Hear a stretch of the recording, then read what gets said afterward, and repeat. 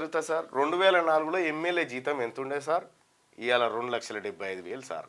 మేము ఎందుకు పనికిరాం? మళ్ళా ఏ దానికి పనికిరాం. 98% పిల్లలు ఎస్సీ ఎస్టీ బీసీ మైనారిటీ పిల్లలే.